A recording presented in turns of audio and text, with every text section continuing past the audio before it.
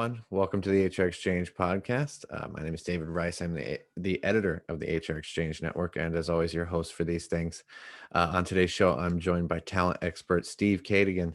He's formerly the VP of Talent at LinkedIn, and he's the author of the new book, Workquake, Embracing the Aftershocks of COVID-19 to Create a Better Model of Working. Welcome, Steve. Thanks to be here. Thanks for having me, David. Absolutely. So I've invited Steve on to chat a bit about this idea of the Great Resignation. You've probably heard about it by now. It's kind of a big buzzword at the moment, and it's making a lot of headlines, and it's on everybody's minds. But this idea of a Great Resignation, it's interesting to me.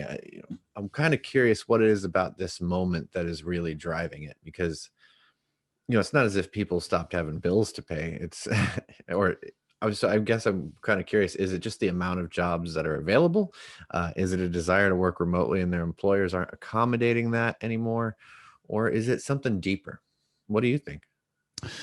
I think it's definitely something worth going into because it's way deeper than just a pandemic. It's way deeper than a reaction to an event. And I think what we're experiencing right now is something greater than the Great Resignation. I've been calling it the Great Career Migration, because we're not only seeing people resign, and the data is showing that this past month we had more resignations than in any month in the last 20 years. That to me suggests, since they've been measuring it, because I don't know they've been measuring resignations much longer than 20 years, but we're not just seeing people resign, we're seeing people pivot, change career paths, change industries. We're seeing people stopping working. We're seeing people move from working for someone to work for themselves in greater numbers. And unfortunately, the government doesn't have a good way of tracking gig workers. So someone who is driving an Uber, someone who is doing delivery work, someone who is producing TikTok videos and making money from YouTube or whatever, that's not something that the government is tracking because it's not a payrolled event, if you will. So I think we're probably seeing bigger sea change than we can even measure right now. And I think a few factors are driving this.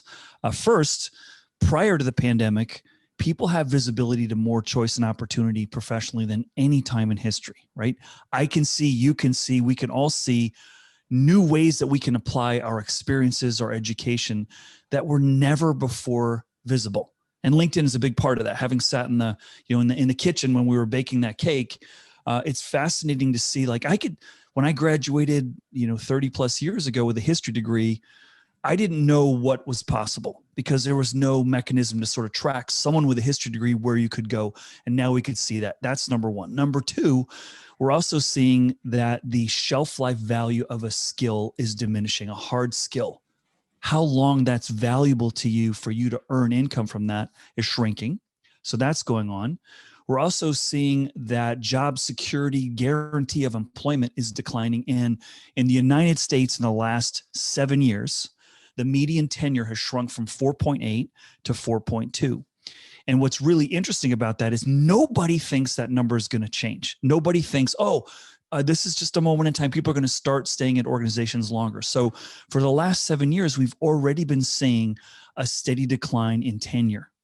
And in high tech, we've seen even more dramatic. Here in Silicon Valley, we say we don't give 10-year service awards. We give 10-month service awards. What? You're still here? This is great. Thank you so much. And so that steady decline is even more pronounced in the age range 25 to 35, where right now the median tenure is about 2.8 years. You're leaving. We just finished your new hire orientation. So some have cast the reason this is happening from, I think, a mistaken belief that this is a generational, reaction by the millennial and Gen Z, short attention span, career sugar high, shopping for promotion, looking for immediate gratification. I think that is contributing, but that's not the big driver. I think if you were to talk to an executive who's in their 50s, 60s, 70s and say, you mean to tell me 40 years ago, if you could see what the workforce can see today, all the choices, all the opportunities, what people are paying, what their cultures are like, you'd still be in the same company 40 years later? I don't think so.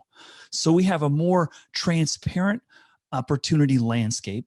We have more people changing. And I think the big driver, so why are people changing? And I think a big driver of that is that the technology is changing and people are fearful that if I am stationary, if I'm staying, I'm becoming stagnant. I'm not growing as fast. And what I say, and I point this out in Workquake, and give a lot of examples, is I believe job security is moving from being stationary to one of movement. The more I move, the more people I meet, the bigger my network becomes, the more skills I learn, the more I learn how to operate in a new vertical or new industry. That's making me, that's my job security, my knowledge. And so movement is driving that. So all these things, that's why I say it's definitely something deeper. And I think, by the way, I think it's just starting. I think we're going to see even more resignations and movement, because the people that are the early movers are the people that don't have children, they don't have mortgages, they can move. The people that have children, have mortgages, who are like, I've got a plan for this change. I know I need to make the change. And those are the ones that are going to start falling. And it'll be interesting to see as we progress to next summer, which is when, schools are out. That's when families generally make moves. I think we're going to see something even bigger. So yeah, definitely deeper than just, oh, it's the pandemic. I mean, you would think that your first reaction in a crisis is conservatism. Don't move, be safe. I don't want to be the new guy that no one trusts and no one knows, and they're going to have no remorse around letting me go. That's not stopping people move, right? And so it is definitely something bigger at play here for sure. That's interesting. I think you hit the nail on the head there in terms of building your sort of adaptability, really. And, this crisis was interesting because it's not that we just couldn't move jobs. You literally couldn't move about in some ways. You couldn't go on vacation. You couldn't do the things that you'd normally do and go out with your friends or anything. So I think there's like almost like a literal sense of like wanting to move and get something new because you've just been immersed in kind of the same thing for over a year. It's a very unique challenge, but it's interesting that you said that about building their skills each place that they go. Yeah, I definitely absolutely. agree. And I think, another dimension to this, which we can get into more in the discussion today, is that the pandemic, if we just separate all these movements and all these trends that were happening before the pandemic has served something that none of us in our lifetimes have ever experienced to this magnitude. And I equate that to an experience that I had when I was running as the first chief people officer at LinkedIn. And we, when someone left, it was like, oh my gosh, we can't lose another person. I mean, we were battling for Google and Apple and Twitter and Facebook for talent, and it was scarce, right? Like a software engineer was like an endangered species, and to a certain extent it still exists today. But so we looked at all the data, like why is someone leaving? And we talked to them, we exit interviewed, and it's always, you're always a little murky around, is the person really going to be honest why they're leaving? But one day we stumbled on something which I think equates to what's happening right now. And that is, we found that the largest percentage of people leaving were first-time parents. Not something you would normally have on your, hey, did you just have a baby? Okay, is that why you're leaving? No. But what happened was we were looking at benefit data in a meeting right before we're talking about turnover, and we're just like, whoa, those people that just added a new child to their benefit plan also just left. And what we realized was probably at work was when you have your first child, where you want to spend your time, where you want to be, and how you see the world takes a big dramatic shift. And I think Workquake has served us that moment in a similar degree, where I just spent a year and a half in a different way, living differently. Maybe I'm with my family more. Maybe I like it. Maybe I don't like it. Maybe I don't miss the commute. Maybe I don't miss the office politics. Maybe I don't really miss the free snacks. Maybe I love having meals as a family again. Maybe I like this new rhythm. And maybe I really love the freedom of defining my workday when and how I want to do. And I'm not willing to release that yet. In fact, I'd rather quit. And that's what we're seeing in the studies and the data that's coming out, is that a significant proportion of people who had that freedom and independence are really reluctant to give that up. In fact, they'd rather quit and find another employer that's willing to provide that, even if it's less salary, than go back to that same reality. And that's not something, no leader was ever went to business school to say, hey, have you ever managed like at scale remotely? No, there's no major in that. This is all new for everyone. And companies are, they're learning. We're all learning as we go here. And people are also, looking at their lives and where they want to spend their time differently. And that's I think that leads us, David, to a really interesting and a good opportunity for organizations, because listen, we've all had to get to know each other more organizationally than ever before. Like I don't know you, but now I know you have a dog. I learned in a few seconds you were talking about your dog. It's older, right? So, and I could see, you've got some artwork. Maybe you created it, maybe you didn't. If we got to know each other, I'd want to say, hey, what's up with the things you got on your walls, and how does that inform me getting to know you better as a person, right? And so I think that today, because of the pandemic and because of everything we've been to, we've been forced to get to know each other better. And that's a good thing, because as you know, great organizations are really built on trust and relationships. And at first I was really worried about the distance of the pandemic inhibiting our ability to build relationship muscle, and now it's like, wow, this new window into your house, not just your cube. Now I'm in your house. That's pretty interesting. It's given us a different perspective on getting to know each other. Absolutely. And, that's kind of a good segue because, I think there's this idea that gets floated around a lot about remote work stifling collaboration and culture. And there's a lot of in doing this job, I think I've spoken to, I don't even know how many people who work at fully remote companies, and they talk about how collaborative they are. And the employees that work there they rave about the culture. So I'm not sure that it's necessarily true that it does inhibit anything really. What do you think drives executives to think that? Why is it difficult for some to see how they could drive culture improvements, with a fully remote workplace? I think there's a few reasons. I think first, it's scary. It's new. And many leaders haven't proven that they know how to do this. And we're a pretty visual species when you think about it. Like, do we really have a climate crisis? Because I can't see it. Is the ozone really depleting? Because I don't see it. And I think, can we really create value 100% remote? We've never done it before. I don't know. And I think there are levels of insecurity that are driving disbelief. And if you understand anything about human nature, it's when we're under stress, we revert back to what we know, because that makes us comfortable. We don't like change, and we don't like to feel like we're not in control. And this whole thing that's been thrust on us, it's like a hostile takeover of work, right, by the pandemic, has put us in a situation of having to face it. And I think there's probably more leaders who've said, wow, this has worked way better than I thought it would. But there's also some leaders, like we've seen in the news, JP Morgan, Morgan Stanley, like, everybody back. That's how we're going to do. And my reaction to that is, well, congratulations. You just limited your addressable labor pool by like 90%. Why were you saying, like, how do you know the only way that you can build, culture and value is all in person? How do you know? Because you just proved that you can, for the most part, the last year and a half. And your employees know that. So how are you getting to that point where that's your thesis? We have to be in person. And I think it's a bicycle that we're used to riding, and it makes us more comfortable.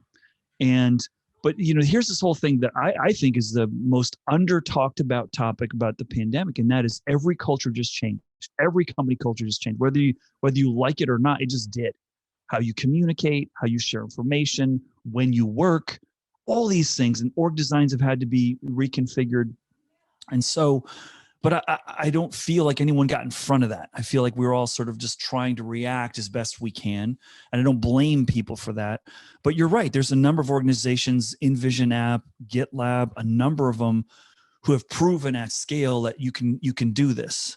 I was just reading an article this morning. I took a flight up from San Diego to Silicon Valley, and I was reading an article around headquarters, and just started hitting me like, what does a headquarter really mean today? Like, what is that? In remote work, like, what's happening there? Is that your postal code because you get the better tax benefit? That's why and it was an email my dad sent me. He's like, hey, Steve, look at this. In the last 3 years, how many companies have relocated he's in Texas. Like, how many companies have relocated from Texas or from California to Texas, right? And he's like, there was like 30 in 2019, 32 in 20, and 31 to date in 2021. And I said, well, congratulations, because now your housing market's going to get whacked. Your roads are going to get clogged, and be careful what you wish for, because it's not all roses. But it got me thinking, like, well, what is the headquarters anyway right now? And I think, to answer your question, I feel this is more about insecurity from leaders that's raising their hesitancy, and the reversion back to something they know they're more comfortable with. And I don't blame them. It's kind of human nature playing out. But you would think that, and my belief is, people ask me a lot. I was working with a couple of huge multinationals in Europe and Latin America last week, and they're like, Steve, tell us, like, what's the new best price? Is it hybrid? Is it fully remote? Should we all get back together? And I said, I know what the new best practice is, but it's going to be highly unsatisfying when I tell you what that is. I said, the new best practice is experimentation. You don't know. And by the way, different parts of your company are going to operate better in person, remote, hybrid. And by the way, hybrid is like 100 different models of hybrid. Like, how many days a week, what time, who's going to be together, when you are together, where are you together?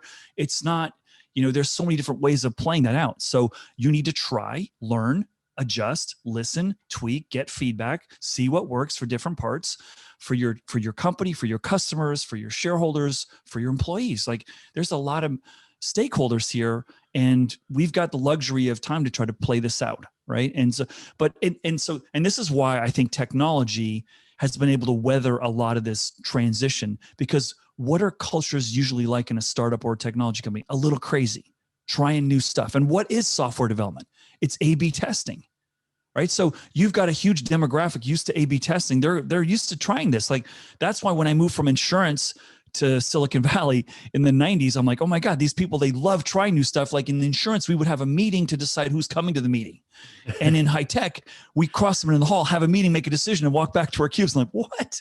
It's just different. And that, I think that pattern recognition, that comfort level with the immediacy of how you make decisions and move, I think is advantage to technology companies that have a big base of software engineers, because that's just how they work. And they're going to understand that.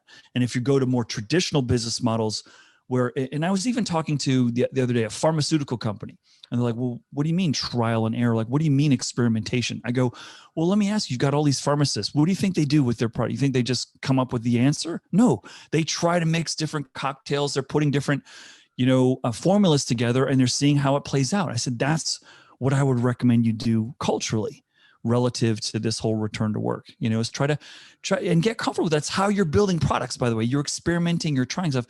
Now, your work environment is kind of your most important product right now. Like, how are you going to arrive at what's best? You got to try different things out. And that's not how we've used to think about work environments. Like, this is what it is. This is the posters on the wall. Those are the values. That's how we're going to do it. And it's sort of asynchronous with how we thought about it. Absolutely. I think you're absolutely right. We're creating something new here, and it's just going to have to be trial and error for a bit. Mm-hmm. You'd mentioned before, we've kind of touched on a lot of the research that's been done about employees not necessarily wanting to come back. Certainly younger employees kind of expecting this remote work thing to remain, and they have a willingness to leave their jobs if it's taken away. We know businesses need the skills of those generations, and we know that turnover is incredibly costly. So do you think, is this sort of like a key moment to where remote work becomes a standard offering because you need to keep the people in-house, you need to keep your sort of workforce intact that you have and build those skills? Well, I tell you, having if I were to take my shirt off and you were to see the scars on my back from trying to recruit during the fierce wars for talent in Silicon Valley. I mean, we've lived this for a couple of decades. I mean, it's been really, the available talent has been scarce, and we learned, and what I like about the Valley, there's a lot of things I don't like about Silicon Valley, but one of the things I do like is that competition forced innovation, right? It forced you to think differently around, where do we recruit? Who can be a successful person? Maybe there's different markets, different places, whether you want to do an acqui-hire, maybe you want to go into Argentina because there's some good technical talent. It's forced you to look at different supplies, and organizations that are not used to having to do that battle are going to be on their heels right now, because it's been sort of like, yeah, you're lucky to have a job here. I call it the Tony Soprano school of HR. Yeah. You quit, you're dead to me. That kind of mentality. You can't do that now. In a fluid world of work, you need to maintain your relationships with people even when they leave, because that alumni could have a lot of value with you. But I do think it is advantage professionals, advantage knowledge, call it knowledge workers. We're not all, unskilled workers are still going to, be challenged, but we're seeing even unskilled workers. Look at the wages rising in hotels, retails, restaurant. It's unbelievable what we're seeing right now. So it is advantage worker right now. And I think we're all going to win because it's going to force companies to have better cultures, treat people better, more fairly, whatever that means. We're going to have, leaders are going to have to raise their game. We've already outed bad leaders thanks to Glassdoors and LinkedIn's of the world. Like, hey, look, people are leaving like crazy. Why? Oh, because leaders are horrible there. Okay, well, good luck recruiting to that. Now, if you're not going to be open to a more, and what's been going into the pandemic, like employee wellness is the hottest thing that in the HR portfolio of like what's most important now, it's wellness. Well, yesterday it was diversity, right? Diversity, inclusion, and gender equity and so forth, gender pay equity. And so what working from home gives you is a huge opportunity to accelerate your diversity agenda. And so that should be another reason why you should be open to it. And we haven't even talked about, this whole notion of full-time, part-time, independent contractor. One of my biggest, finance is our natural born enemy in human resources. So one of the things that it's always rubbed me about finance is, why are you looking at our resources in terms of head count and full-time? At LinkedIn, a quiet, maybe it's a dark secret for many years, was 60% of my recruiters in a recruiting company, mind you, were contractors.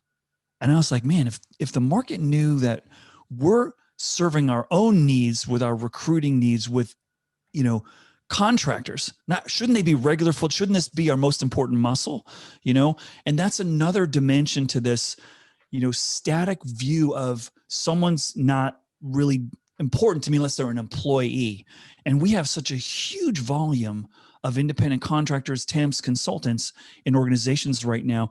And I believe, and no one's really measuring this, and there is no true data to reveal this, but my gut and my instinct is really telling me that in an era where businesses have less certainty around what's next, how long is the pandemic going to be here? What's the penetration of vaccination?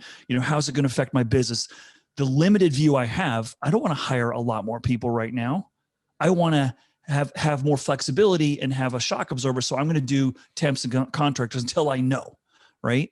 And that's a whole nother feature in all of this, is that I think there's more short-term roles available out there than there are long-term roles, but a lot of long-term roles are being created not because they were put on ice, but because people are leaving, which is another, pressure point. So I do believe, to answer your question in a very long-winded way, yes, advantage worker, yes, working from home is going to be a greater norm than it has been. There are a lot of people like me. I'm an extrovert. I want to hug and high five. I want to be in a group of people. I don't know how many days a week I want to do that. I've been working from home for about 10 years now. I just haven't been my kid's short order cook for 10 years like I have been the last year. Hey, Dad, when are you getting off the webinar and make us some lunch? That's been an adjustment. But I do think that we're going to continue to see that. And people, by the way, and here's another thing that is, I think, worth getting into is, the last question you asked around why are leaders kind of reluctant? Like, who said the way we were working was better than the way we can work in the future? Like, who said that? Maybe those water cooler moments were unfair. Maybe they were based on where someone sat or who they were around. We've just neutralized that now. The water cooler is ubiquitous now. More people have the chance to communicate with more people in different and possibly and hopefully more constructive ways, right? So new patterns being built. Absolutely. And we've kind of alluded to it there. You talked about the wars for talent that you had to go through in Silicon Valley. Mm-hmm. I'm kind of thinking, right now, in terms of hanging on to that talent, a lot of companies are looking for new workers, but they're also looking for workers who maybe have a different skill set than what's actually out there in a lot of cases. For me, we talk about upskilling and reskilling all the time. And kind of because of that, would you say that, it really is important to keep them around, because it's going to be harder to not only replace those folks, but get them ingrained into the culture of your organization at a time like this? Absolutely. I think this is a really interesting point, and I believe If you want, let's go back to something you said earlier, which I think is true. The most adaptable individuals and the most adaptable companies are going to win in tomorrow, right? That is the most important skill. You ask any consultant that talks to a lot of CXOs, what's the most important skill that you're looking to hire? Someone who's adaptable. Well, let's unpack that. Well, what does that really mean? Someone who can learn fast. I call it high learning velocity, high learning agility, able to take on new things, comfortable in ambiguity and bringing some structure out of ambiguity. Now, I was reading an article a few weeks ago where this person's saying, universities are doing a poor job of preparing people for the workforce. A lot of companies are not happy with the quality of the graduates. I'm like, well, universities went to you to ask you what skills to build. You didn't have an answer for them. So they're doing the best they can building soft skills. And it's up to you, organization, Mr. and Mrs. Organization, to upskill the hard skills. Now, this is a problem that I don't put on anyone. It's kind of the reality of the crazy world we built for ourselves, which is employers and employees have the same problem today. No one knows what skills are really needed for tomorrow. No one does. Like I could tell you, oh yeah, Python, cloud development, if you have those skills, really important. And then you're going to check it with me a year later. I'm going to say, well, oh, now it's something different. So you could be chasing your tail on what skill to build.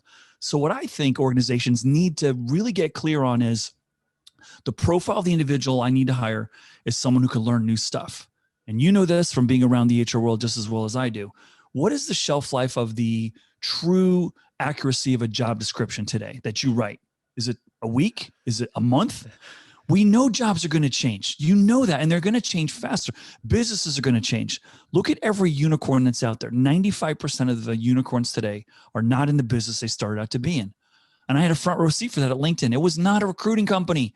It started as a network company that stumbled into someone saying, hey, can I hire people on your site? Oh, sure. Yeah. How much you pay us? I'll pay you a lot. Okay. We're now a recruiting company. And so if that's the nature of business, they're going to evolve and change. If that's the nature of skills, you need people who are going to learn new stuff. So that's why I say, if you want to be the company of the future, be the place where you're teaching and growing your talent faster than other places, and you're hiring people with fast learning velocity and have a growth mindset, and they want to learn, they're curious. That's important because you can't predict what skills you're going to need in the future. And if you do what some organizations do, hey, we're doing this digital transformation, we're going to right skill our employees. Okay, 1,000 people out, 1,500 people in with new skills. You don't think everyone sees what's going on? Like, you just dump those 1,000 people that committed themselves to you and hope that you would help carry them into the future. And you basically are saying you're incapable of developing your workforce. And that's not going to play well in the future. I'm not going to go work for a company that's like, okay, yeah, your skills are kind of used up. Okay, we have no confidence in our ability to grow you, so we're going to go hire some new people. That's not going to work, for a lot of organizations. So I think you're going to have to find a way to be the place that grows people the most. And that's really important. You can't wait for universities to do it for you. You got to do it yourself. And maybe we're going to start to see universities partner closer with businesses, right? To sort of have that sort of, and some organizations do that. We did it at LinkedIn very closely with a number of schools, University of Illinois Urbana-Champaign and UC Santa Barbara, where we would give them challenges we were facing. We'd have internships with the schools. And that was a great feeder pool for us. And also internships, aren't they like the best interviews you could have? Because it's like 2 months trial, employee tries you out, you try them out, right? Yeah. Yeah. No, it's funny. I used to work kind of in the higher ed sector, and it's something that needs to be explored more, is collaborations between employers or professional associations and educators and employers, the three of them coming together to really kind of help develop a little bit more of a strategy about skill development. Mm-hmm. But it's interesting that you say that. Yeah, and I do think, David, it's worth saying that we have to stop thinking that development is when you go to class. That growth is, you got the professor in from Oxford, Stanford, Harvard, whatever. No, we can find growth by giving you new projects, working with new people. We can teach you new ways of working. Agile methodology is something that's been adopted by a lot of folks. They didn't need to go to a class for that. They just hang out and learn from other people how to do it. Like that's, I think, on-the-job learning is going to be so necessary for organizations to be able to continue to have that adaptability edge, if you will. Yeah, absolutely. one of the things I wanted to ask you about, people hired during the pandemic, they have a much different experience than people hired before it. And their sense of connection to the organization, it might be slightly different. I've seen hiring bonuses floated out there as a solution to better retain these folks. I kind of wanted to get your thoughts on that. Do you see that as a viable way to keep them on board? Or what advice would you give leaders looking to retain that talent if they're kind of struggling with it as part of this great resignation thing? I think I'm going to step back, and this is not going to be well received by some organizations, but I believe that long-term retention may not be a goal worth aspiring for. I believe that, yes, of course, I want to keep my best talent, but nobody thinks talent's going to stay longer. So maybe what you need to recognize is that what someone wants is to be vital for tomorrow. And if you can make them more valuable tomorrow, I think they're going to stay with you longer. And that's counterintuitive to how we thought about in HR. Like, I'm not going to approve that bachelor's degree because as soon as you get it, you're going to leave. Well, now it's like they're going to leave anyway. So, and it's like that old parable where the CEO is approached by the CFO and the CFO says, wow, training all these people is really expensive. And the CEO goes, well, what's the cost if we don't train the people? Yeah. And it's sort of, I love that exchange, but I think that, signing bonuses to me are not the answer. It's a short-term solve. Becoming the place where people can grow the most, people can have the biggest impact, to feel they're making a difference. The younger generations asking organizations to have more, philanthropic and a responsibility to be a good actor in the environment, a good actor responsibly in society. That's a good thing. And so that's going to force it out there. A great example is Chipotle. Look at Chipotle right now. Chipotle recognizes that someone who works in a restaurant is not looking to come and work here the rest of their lives. We are a transition employer. Someone is doing this while they try to get the acting job, or they're looking for something better, or they're trying to finish school so they can go to the place that requires a degree. And that's a whole other story where that shouldn't be the case. But they say, we want you to find your dream and work here while you're doing that. And we're going to help educate you. We're going to give you free college degree, free English as a second language, whatever your need is. We're going to give that to you. And we know you're not going to be here forever. And we're good with that. We want to just be the place where we're going to get the best people that are in this transition point, where they have a choice to work at lots of different restaurants. We want the best of the best to be here. And it's such an enlightened way of looking at it, where they've recognized, yeah, we know you're not planning to be here for a long time. We're okay with that. We're going to give you great education and hope that makes you stay here longer and hope you respect us more and do better work. And I think that's the kind of approach that I think that I would recommend leaders take is, let's not try to keep people. Let's not look at this from a golden handcuffs place. Let's look at the fact that we can create value in a highly fluid world of work. Let's take a look at another great example, Tesla. Tesla is the most valuable car company in the world. Tesla's worth more than Honda, Toyota, and Ford combined.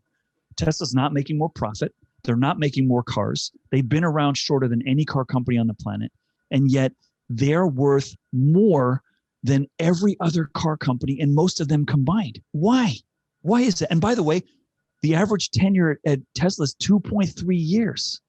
And you go look at General Motors and these other places, 5, 7, 8, 9 years.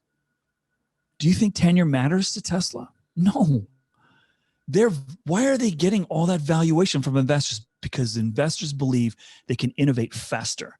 And I take a look at tenure and say, maybe, and I talk about this a lot in Workweek, maybe we have overvalued long-term tenure. Maybe we've undervalued new people with new ideas, high energy, change culture, adaptability. Maybe we've undervalued that. And maybe we shouldn't be worried about this higher turnover reality, because all these technology companies, Facebook, Apple, Twitter, Airbnb, Groupon, Snap, none of those companies, people stay longer than 2 years on average.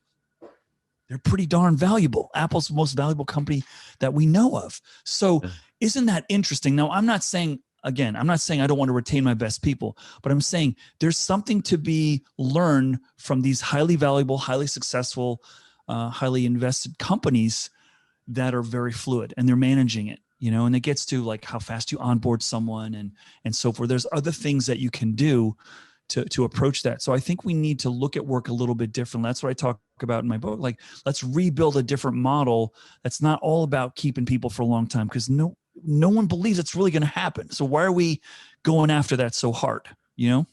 Absolutely. And the volume of people that are they're leaving their jobs, it's going to have a knock-on effect for the rest of the talent marketplace. And because people are very much shaped by their experiences. I Hmm. think that's really interesting. And it's, yeah, if we can give people good employee experiences across the board, how important do you think it is that we look to kind of build cultures that inspire people, to do their best work, bring their best to work every day, as we always say in HR, even after they depart your organization, because yeah, it is going to have an effect on the rest of the talent marketplace.